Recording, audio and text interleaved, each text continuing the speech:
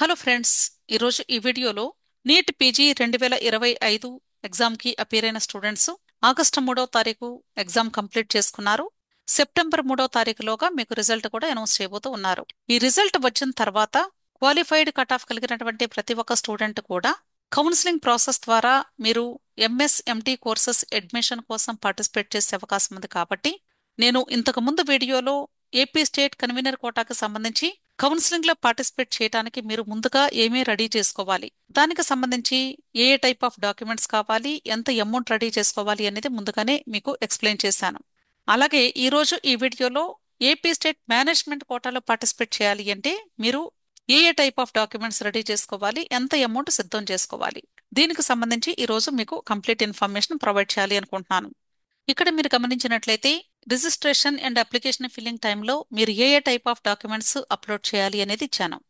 ఇక్కడ మ్యాండేటరీ అన్నారంటే ఖచ్చితంగా మీరు అప్లోడ్ చేసి తీరాల్సిందే, లేదంటే మీ యొక్క అప్లికేషన్ సబ్మిట్ చేయడానికి వీలవ్వదు. అలాగే ఏ ఏ టైప్ ఆఫ్ డాక్యుమెంట్ ఏ ఫార్మాట్ లో ఉండాలి, ఎంత సైజు ఉండాలి అనేది కూడా ఇక్కడ ఇచ్చారు. డాక్యుమెంట్స్ అన్ని కూడా పీడిఎఫ్ ఫార్మాట్ లో మాత్రమే ఉండాలి. వాటి యొక్క సైజు కూడా 500 కేబీ కంటే తక్కువ ఉండాలి. సో ఫస్ట్ వన్ వచ్చేసి నీట్ పీజీ స్కోర్ కార్డు. మీరు అఫీషియల్ వెబ్సైట్ నుండి డౌన్లోడ్ చేసుకున్నటువంటి స్కోర్ కార్డ్ సరిపోతుంది. Next, copy of original degree provisional certificate of MBBS అన్నారు. ఎంబీబీఎస్ ఒరిజినల్ డిగ్రీ లేదా రీసెంట్ గా ఎంబీబీఎస్ కంప్లీట్ అయితే ప్రొవిజనల్ సర్టిఫికేట్ అయినా పర్లేదు. Next, copy of MBBS study certificate. MBBS study certificate మీరు ఎక్కడ చదువుకుంటే ఆ కాలేజ్ వాళ్ళు ఇస్తారు, అది కూడా మీరు తప్పనిసరిగా అప్లోడ్ చేయాలి. నెక్స్ట్, ఇంటర్న్షిప్ కంప్లీషన్ సర్టిఫికేట్, అంటే మీరు ఇంటర్న్షిప్ కంప్లీట్ చేసినట్లు సర్టిఫికేట్ ఉంటుంది, అది కూడా మీరు అప్లోడ్ చేయాలి.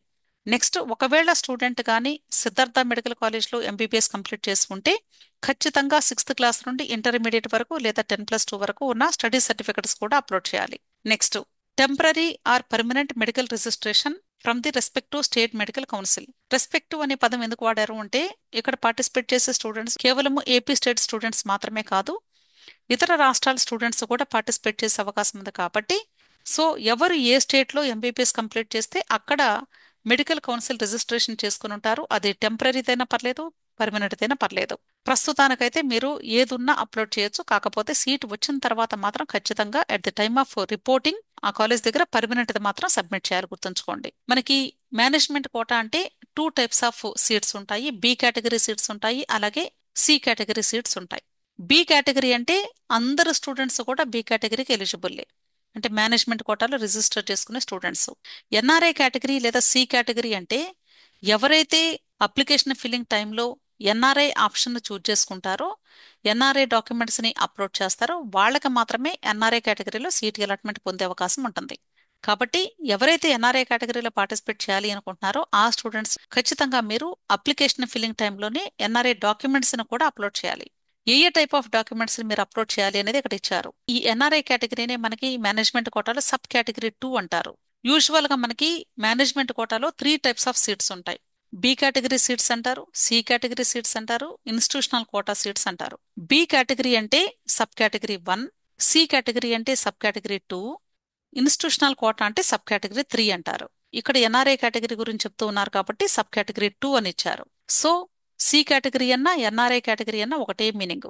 సో ఎవరైతే ఎన్ఆర్ఐ కేటగిరీలో ఎన్ఆర్ఐ డాక్యుమెంట్స్ అని సబ్మిట్ చేయబోతూ ఉన్నారో వాళ్ళు ఏ టైప్ ఆఫ్ డాక్యుమెంట్స్ ని మీరు అప్లోడ్ చేయాలి అనేది ఇక్కడ లిస్ట్ ఇచ్చారు. ఫస్ట్ వన్ వచ్చేసి ఎనెక్సర్ 2 అంటే డిక్లరేషన్ ఫామ్ అంటారు. ఇది మీకు ప్రాస్పెక్టస్ లో ఉంటుంది. ఎవరైతే మిమ్మల్ని స్పాన్సర్ చేస్తున్నారో వాళ్ళు డిక్లరేషన్ ఇస్తున్నట్లుగా సంతకం చేసి మీ డీటెయిల్స్ అన్ని కూడా ఫిల్ చేసి ఇవ్వాలి, అది మీరు అప్లోడ్ చేయాలి. సెకండ్ వన్ వచ్చేసి green card or citizenship card or passport issued by the respective country అన్నారు. ఈ మూడిట్లో ఏ ఒకటైనా సరే ఎవరైతే మిమ్మల్ని స్పాన్సర్ చేస్తున్నారో వాళ్ళకు సంబంధించినవి మీరు అప్లోడ్ చేయాలి. నెక్స్ట్ మూడోది copy of NRS bank statement for last 6 months, లేదా ఎలక్ట్రిసిటీ బిల్ లేదా గ్యాస్ బిల్ లేదా వాటర్ బిల్, వీటిలో ఏ ఒకటి ఉన్నా సరిపోతుంది. ఇక్కడ visa driving licence will not be accepted అంటున్నారు. ఈ రెండు మాత్రం యాక్సెప్ట్ చేయమని చెప్తున్నారు. అయితే మీరు ఈ ఎన్ఆర్ఐ డాక్యుమెంట్స్ ని మర్జ్ చేసి 1000 కేబీ మాత్రమే ఉండేలాగా చూసుకొని సింగిల్ డాక్యుమెంట్ మీరు అప్లోడ్ చేయాలి. కానీ ఈ సంవత్సరం నేను గమనించింది ఎంపీపీఎస్ బీడీఎస్ కౌన్సిలింగ్ లో ఈచ్ డాక్యుమెంట్ ని కూడా సపరేట్ గా అప్లోడ్ చేయించారు. కాబట్టి మీరేం చేస్తారంటే ఒకటి మెర్జెస్ పెట్టుకోండి ఫైలు, అలాగే ఈ డాక్యుమెంట్స్ అన్ని కూడా విడివిడిగా కూడా పెట్టుకోండి. వాళ్ళు ఎలా అప్లోడ్ చేయమంటే అలా చేయొచ్చు. అర్థమైంది కదా. నెక్స్ట్, అలాగే సబ్ కేటగిరీ 3 అంటే ఇన్స్టిట్యూషనల్ కోటా S3 అంటారు. ఈ కేటగిరీలో పార్టిసిపేట్ చేసే స్టూడెంట్స్ మీరు ఏ కాలేజ్ నుండి అయితే ఇన్స్టిట్యూషనల్ కోటాలో పార్టిసిపేట్ చేయాలి అనుకుంటున్నారో అక్కడ నుండి స్పాన్సర్షిప్ లెటర్ తీసుకొని మీరు అప్లోడ్ చేయాలి. ఇది కూడా అప్లికేషన్ ఫిల్లింగ్ టైంలోనే అప్లోడ్ చేయాలి. Next, caste category certificate. అంటే జనరల్ కేటగిరీ వాళ్ళు కాకుండా మిగిలిన స్టూడెంట్స్ ఎవరైనా సరే వాళ్ళ యొక్క రెస్పెక్టివ్ కేటగిరీకి సంబంధించి క్యాస్ట్ సర్టిఫికెట్, రీసెంట్ గా తీసుకున్నటువంటి క్యాస్ట్ సర్టిఫికెట్ అయితే ప్రిఫరబుల్. అంటే కనీసం ఒక సంవత్సరం క్రితం అయితే పర్లేదు, కానీ అంతకంటే ముందుదైతే మీరు లేటెస్ట్ గా తీసుకుంటే better. Next, minority certificate. Nimra college, Fatima colleges లో ముస్లిం మైనారిటీ క్యాండిడేట్స్ కి మాత్రమే సీట్ ఇచ్చే అవకాశం ఉంది కాబట్టి ఎవరైతే ముస్లిం మైనారిటీ కేటగిరీ స్టూడెంట్స్ ఉన్నారో వాళ్ళు మీ దగ్గర ఉన్నటువంటి బీసీఏ సర్టిఫికెట్ కాదు, దానితో పాటుగా మైనారిటీ సర్టిఫికెట్ కూడా మీకు కావాలి, ఖచ్చితంగా గుర్తుంచుకోండి. ఎవరైతే మైనారిటీ కేటగిరీలో పార్టిసిపేట్ చేసి మైనారిటీ కాలేజెస్ లో జాయిన్ అవ్వాలి అనుకుంటారో వాళ్ళు ఖచ్చితంగా ఈ సర్టిఫికెట్ ని అప్లోడ్ చేయాలి. నెక్స్ట్, ఆధార్ కార్డు లేదా పాన్ కార్డు అంటే ఐడి ప్రూఫ్ క్రింద మీరు అప్లోడ్ చేయాలి. ఏ ఒకటిన్నా పర్లేదు. Next, candidates latest passport size photograph అన్నారు. ఇది మాత్రం ఖచ్చితంగా జేపీజీ ఆర్ జేపీఎగ్ ఫార్మాట్ లోనే ఉండాలి. 100 KB కంటే తక్కువ సైజ్ ఉండాలి. నెక్స్ట్, స్టూడెంట్ యొక్క సిగ్నేచర్. ఇది కూడా జేపీజీ ఆర్ జేపీఎగ్ ఫార్మాట్ <100 KB. మిగిలినవన్నీ కూడా పీడిఎఫ్ ఫార్మాట్స్ ఉండాలి, <500 KB ఉండాలి. ఓకే. నెక్స్ట్, అలాగే ఈ మేనేజ్మెంట్ కోటాలో పార్టిసిపేట్ చేసేటప్పుడు మీరు రిజిస్ట్రేషన్ ఫీ కింద ఎంత అమౌంట్ పే చేయాలి అనేది ఇక్కడ ఇచ్చాను. స్టూడెంట్ ఒకవేళ ఏపీ స్టేట్ లో ఎంబీబీఎస్ కంప్లీట్ చేసి ఉంటే రూ. 7,080 పే చేయాలి. ఇక్కడ అన్ని కేటగిరీస్ కి కూడా ఒకటే అమౌంట్, ఎందుకంటే మేనేజ్మెంట్ కోటాలో ఎటువంటి రిజర్వేషన్స్ కూడా ఉండవు కాబట్టి. అలాగే ఒకవేళ స్టూడెంట్ కానీ ఇతర రాష్ట్రాల్లో ఎంబీబీఎస్ చేసి ఉంటే రూ. 10,620 పే చేయాలి. అలాగే ఒకవేళ ఫారిన్ కంట్రీలో కానీ ఎంబీబీఎస్ కంప్లీట్ చేసుకుంటే రూ. 15,340 పే చేయాలి. ఇవి వితౌట్ లేట్ ఫీ. ఒకవేళ కానీ మీరు లేట్ ఫీతో కూడా కట్టుకోవాలి అనుకున్నట్లయితే, అంటే వాళ్ళు డేట్స్ ఇస్తారు, ఆ డేట్స్ కంటే తర్వాత మీరు పే చేసుకోవాలి అనుకున్నట్లయితే రూ. 20,000 ఎక్స్ట్రా పెనాల్టీ కట్టి లేట్ ఫీతో సబ్మిట్ చేసుకునే అవకాశం కూడా కల్పిస్తారు. Next, tuition fee. Tuition fee కూడా ఇక్కడ మనకి అంటే డిఫరెంట్ కేటగిరీ ఆఫ్ సీట్స్ ఉంటాయి కాబట్టి ఈ కేటగిరీ ఆఫ్ సీట్స్ కి సంబంధించి ఇక్కడ ట్యాబులర్ ఫార్మాట్ లో ఇచ్చారు. Clinical degree and diploma courses లో బి కేటగిరీ సీట్స్ కి అయితే రూ. 9,93,600. అది C category and institutional quota students కి అయితే రూ. 57,50,000 ఉంటుంది. అలాగే paraclinical degree and diploma courses కి రూ. 3,10,500. అదే బీసీ కేటగిరీలో అయితే 17,25,000. అలాగే pre clinical degree and diploma courses కి రూ. 1,40,760.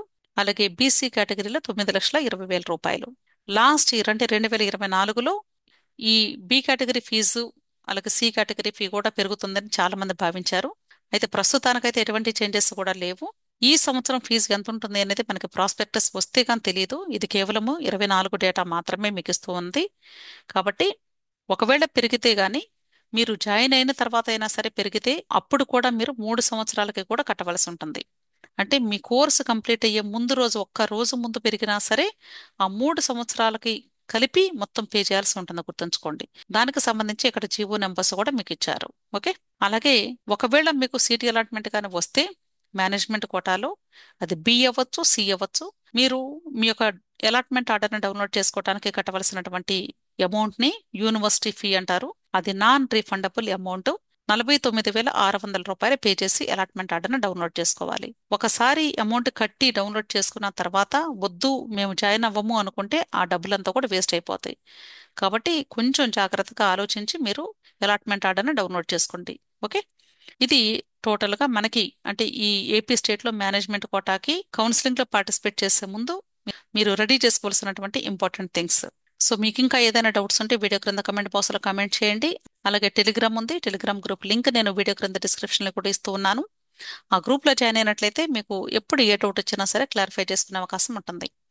అంతేకాదు ఈ నీట్ పీజీ కౌన్సిలింగ్కి సంబంధించి ఆల్ ఇండియా కోటా కౌన్సిలింగ్ అవ్వచ్చు, అలాగే స్టేట్ కోటా కౌన్సిలింగ్స్లో ఏ స్టేట్కి సంబంధించినటువంటి కౌన్సిలింగ్ అయినా సరే పెయిడ్ సర్వీసెస్ ఉన్నాయి. మీకు కౌన్సిలింగ్కి సంబంధించి కంప్లీట్ గైడెన్స్ అలాగే కంప్లీట్ ప్రాసెస్ హెల్ప్ చేయబడుతుంది. పెయిడ్ సర్వీసెస్ కావాలి అనుకున్నట్లయితే ఇక్కడ ఇచ్చినటువంటి మొబైల్ నెంబర్లో మీరు నన్ను కాంటాక్ట్ చేయండి. 6303235115. విష్ ఆల్ ది బెస్ట్ అండి. వీడియో నచ్చితే లైక్ చేయండి, మీ ఫ్రెండ్స్ కూడా షేర్ చేయండి, అలాగే నా ఛానల్ తప్పకుండా సబ్స్క్రైబ్ చేసుకోండి. Thank you.